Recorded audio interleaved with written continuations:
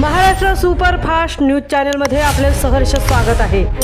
खास सत्याची थार लेखणीची महाराष्ट्रातील ताज्या आणि वेगवान बातम्या पाहण्यासाठी आपल्या हक्काचे चॅनल शेअर करा, लाईक करा आणि सबस्क्राईब करा। धन्यवाद। उरणमध्ये पुन्हा बंटी बबली स्टाईलने 3.5 कोटींचा महाघोटाळा। 15 दिवसात पैसे डबल करण्याच्या नादात गाव लुटले। उरण तालुक्यात आर्थिक फसवणुकीचे सत्र काही केल्या थांबत नाही। तालुक्यातील सार्डे गावात 15 ते 20 दिवसात पैसे दुप्पट करण्याचे आमिष दाखवून ग्रामस्थांना तब्बल 3,60,66,000 रुपयांना लुटल्याचा धक्कादायक प्रकार उघडकीस आला आहे।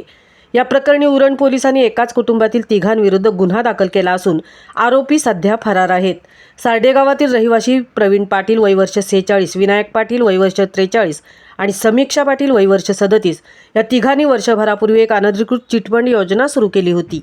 एक ID 11,000 रुपयांना घेतल्यास केवळ 15 दिवसात 19,000 रुपये परतावा मिळेल असे आमिष त्यांनी दाखवले होते। सुरुवातीला काही लोकांना वेळेवर पैसे देऊन त्यांचा विश्वास संपादन केला, ज्यामुळे गावातील अनेक गुंतवणूकदारांनी यात मोठी रक्कम गुंतवली।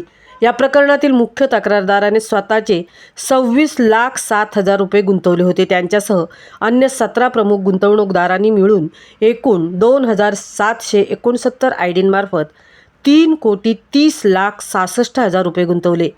परताव्याची मुदत संपल्यानंतर जेव्हा नागरिकांनी पैशांची मागणी केली तेव्हा आरोपी घराला कुलूप लावून फरार झाले। उरण तालुक्यात अशा प्रकारच्या आर्थिक फसवणुकींच्या घटना वारंवार घडत आहेत। इतके घोटाळे मोठे समोर येऊनही नागरिक त्यातून कोणताही बोध घेताना दिसत नाहीत। हा आता चिंतेचा विषय बनला आहे।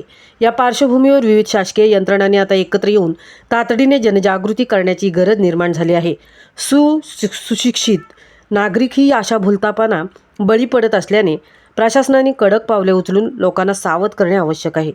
फसवणूक झालेल्या ग्रामस्थांनी एकत्र येऊन पोलीस ठाण्यात तक्रार केली आहे। पोलिसांनी तिन्ही आरोपींविरुद्ध गुन्हा दाखल करून त्यांचा आता शोध सुरू आहे। महाराष्ट्र सुपरफास्टसाठी विठ्ठल ममताबादेसह तृप्ती भोईर, उरण।